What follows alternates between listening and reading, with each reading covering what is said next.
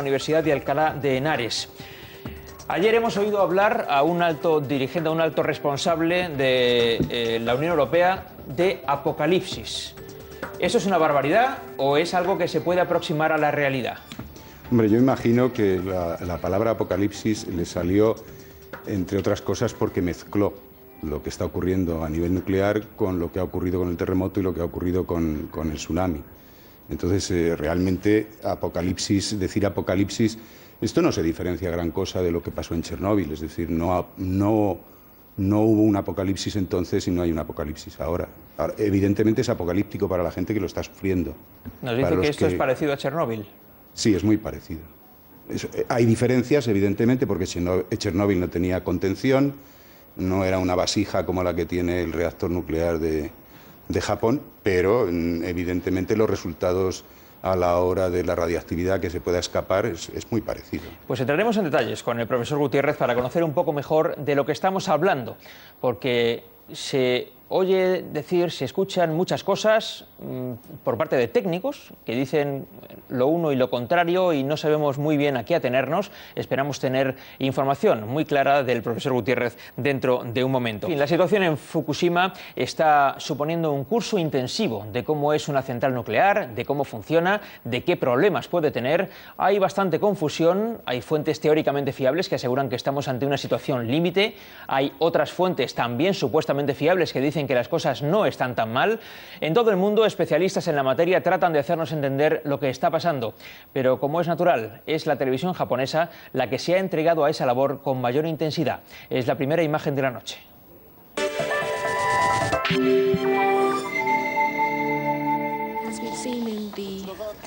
La NHK, la televisión pública japonesa, ha fabricado una maqueta de la central de Fukushima y cada poco tiempo explica uno a uno todos los detalles conocidos de lo que ocurre.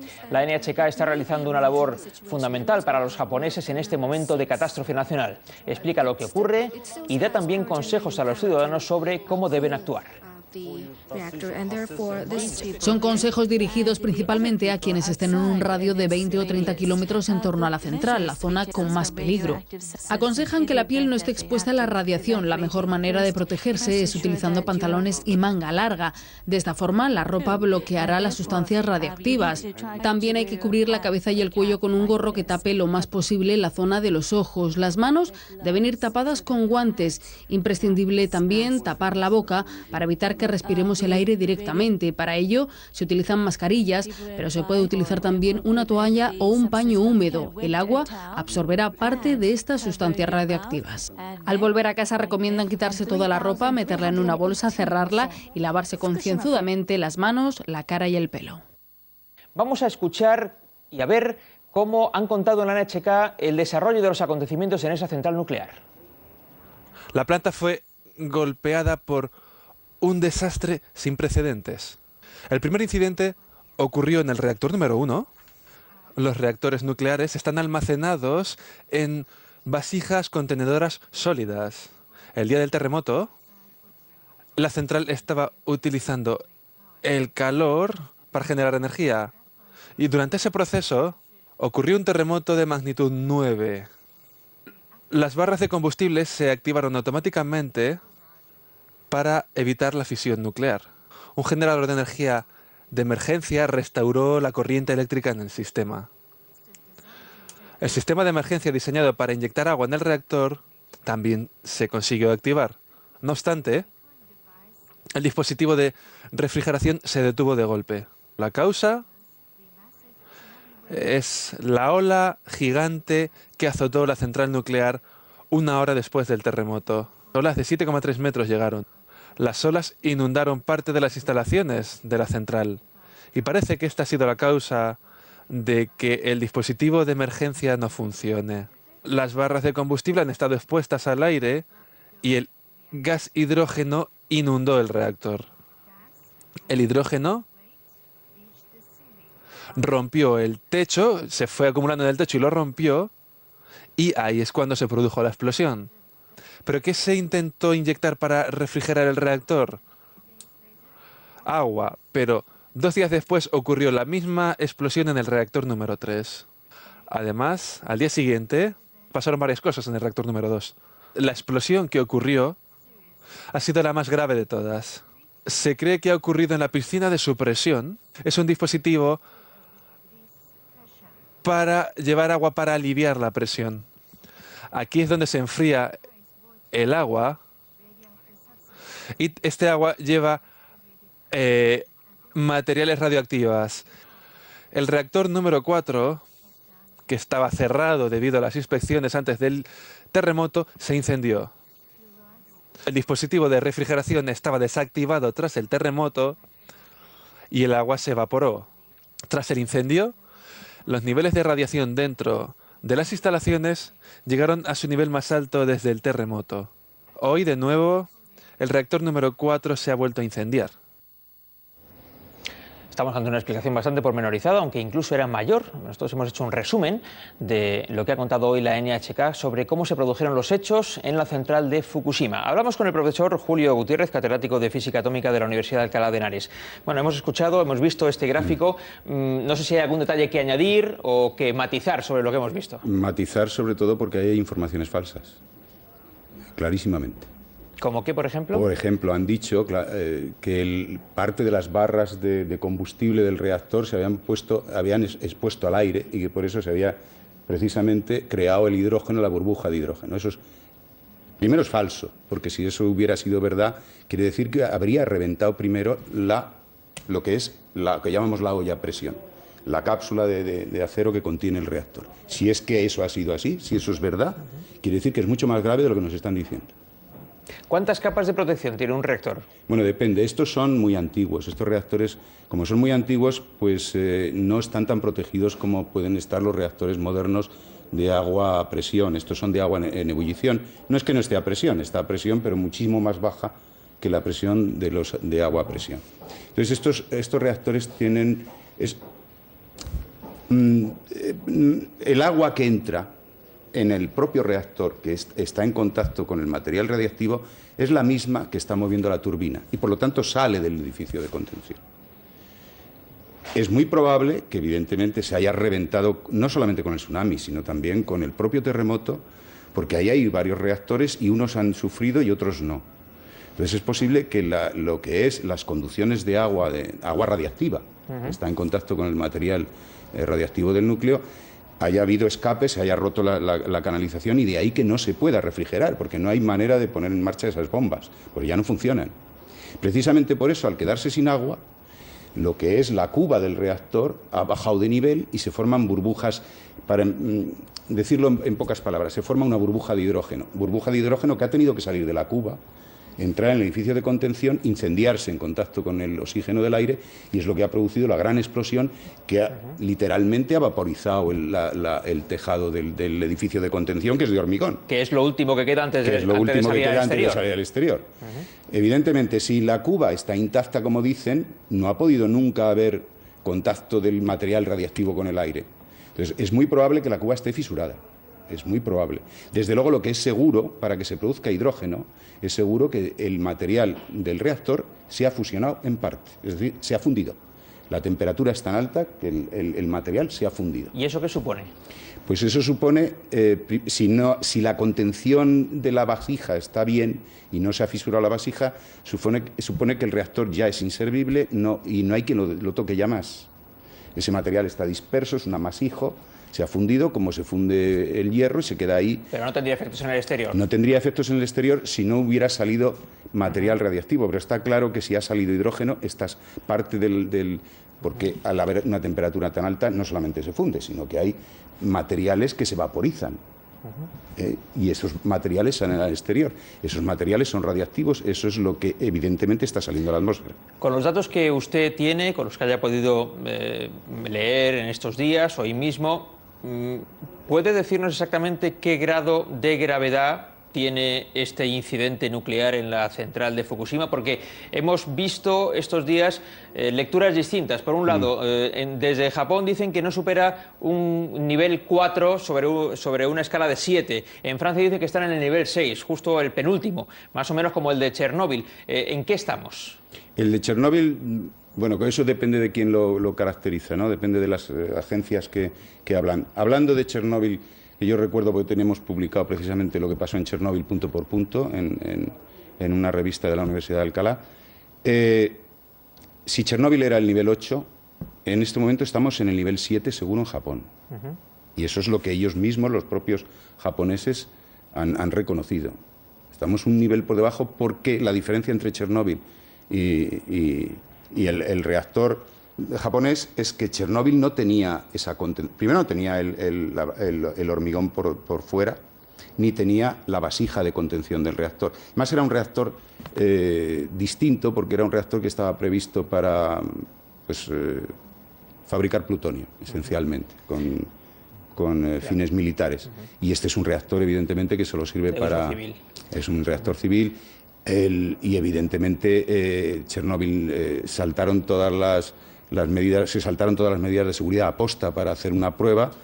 En este es posible que hayan funcionado bien, pero desde luego el reactor no ha entrado en parada fría, que se llama, que es enfriarlo, pararlo, enfriarlo y uno pueda tranquilamente dejarlo sin problemas. Se ha fundido, se ha fundido. ¿Es una buena idea construir una central nuclear al lado del mar, teniendo en cuenta, digo por ejemplo en Japón, ante la eventualidad de que se pueda producir un tsunami, es imprescindible hacerlo así?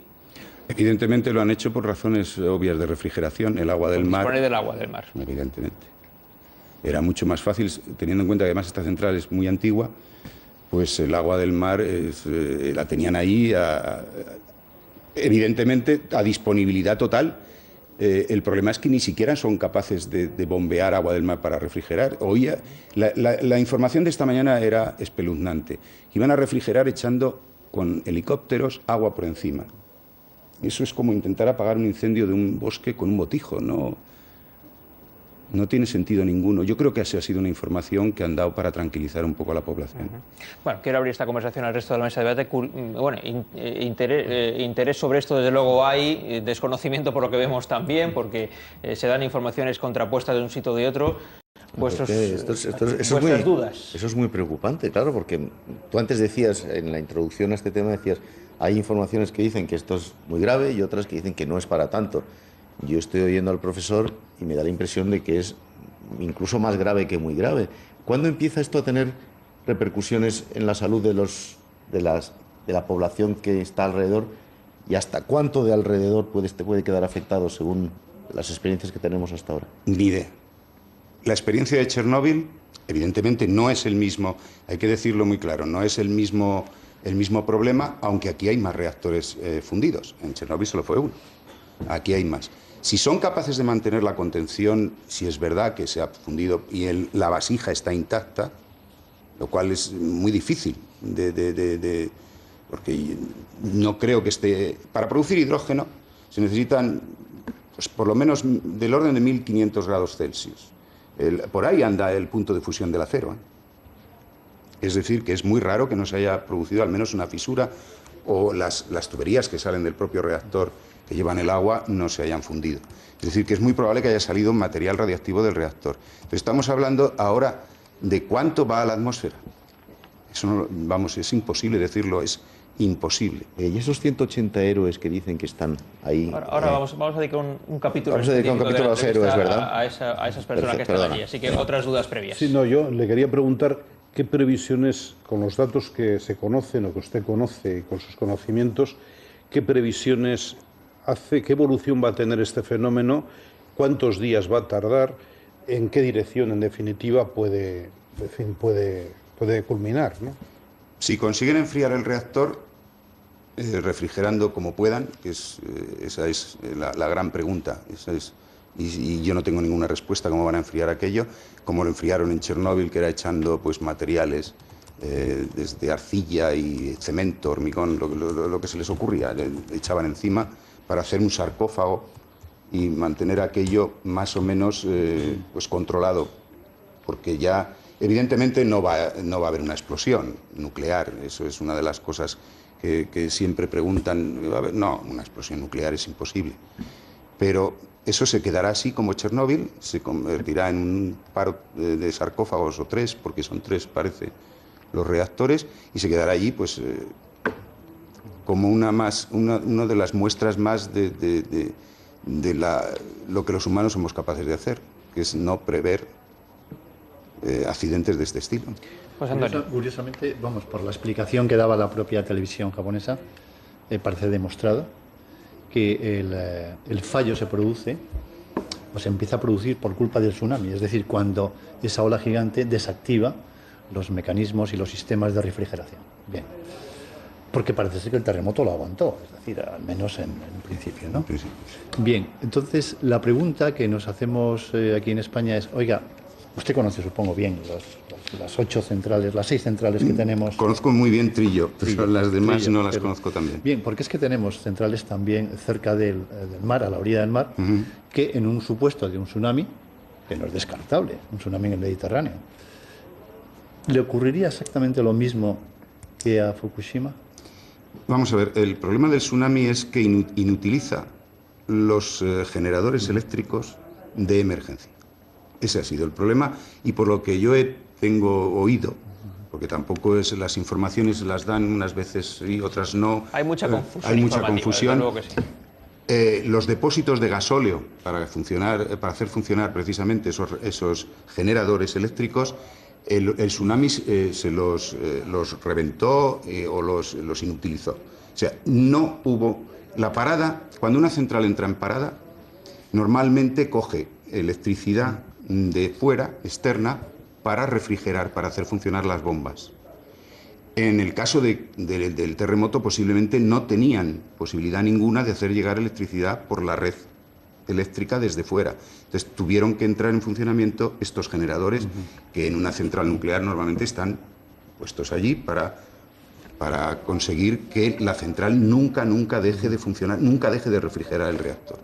Esto es lo más probable que haya ocurrido, que esos generadores no pudieran entrar en funcionamiento, no hay refrigeración posible, y si no hay refrigeración posible se forman burbujas de vapor dentro del agua, en el seno del agua que está en el reactor.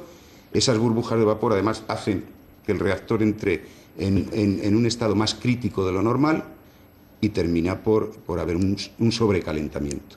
Sobrecalentamiento que provoca la aparición de hidrógeno. Ese es más o menos lo que ha podido ocurrir ahí. En fin, esto la verdad es que se queda uno muy asustado, ¿no? Escuchando las cosas que nos está diciendo. Sobre todo cuando el profesor te dice, ¿no?, que este informe oficial tan pretendidamente informado no es exacto. Es que a mí eso me ha preocupado muchísimo. Que hemos visto en la NHK. Una distancia, como se ha establecido allí, de seguridad de 20 kilómetros para evacuar a la gente y 30 kilómetros para que la gente que está entre 20 y 30 se quede en casa y se encierre allí. Es, suponemos, el mecanismo habitual, pero ¿es el que realmente puede resolver el problema? Ese es el protocolo, porque ellos tendrán, me imagino, una serie de transportes previstos, si es que los tienen previstos, porque me imagino que sí, para ir evacuando gente. Entonces, 20 kilómetros es evidentemente lo primero que a uno se le ocurre porque es el perímetro de mayor impacto inicial. Pero a medida que eso se vaya echando a la atmósfera material radiactivo, dependerá mucho de en qué dirección sople el viento. Y eso ya sí que eso es imprevisible. Por lo que están diciendo, está soplando del norte. Eso significa que bajará por la isla hacia abajo. Si tienen la suerte de que empiece a soplar hacia el este, pues se irá al mar y se diluirá y será menos grave. Y si sopla hacia el oeste, pues los coreanos y los chinos serán los primeros en detectarlo. Bueno, permítame, profesor, que conectemos en directo con la NHK porque seguramente van a actualizar información en este momento. Escuchamos. Buenos días. Ayer por la mañana se pudo visualizar en el tercer reactor una columna de humo. Hubo una explosión de hidrógeno y partes del edificio y el muro externo saltaron por los aires. TEPCO afirma que la piscina de contención de combustible del tercer reactor no estaba enfriando correctamente y se ha evaporado el agua. Esto es una imagen satélite tomada por oficiales estadounidenses, se puede ver la columna de humo que sale del tercer reactor. Las barras de combustible van a estar expuestas y grandes cantidades de radioactividad van a ser expuestas. La policía metropolitana está intentando desplazar sus camiones cisterna para poder inyectar agua directamente en el reactor número 4. Bueno, creo que hemos escuchado el suficiente número de datos como para suponer que lo que está pasando no va a mejor, sino más bien a peor. Piscina que no se enfría lo suficiente, combustible expuesto, fugas radiactivas, hay que inyectar agua, el tercer reactor no consigue refrigerar lo suficiente, exposición de hidrógeno, sobrecalentamiento, gran cantidad de radioactividad expuesta.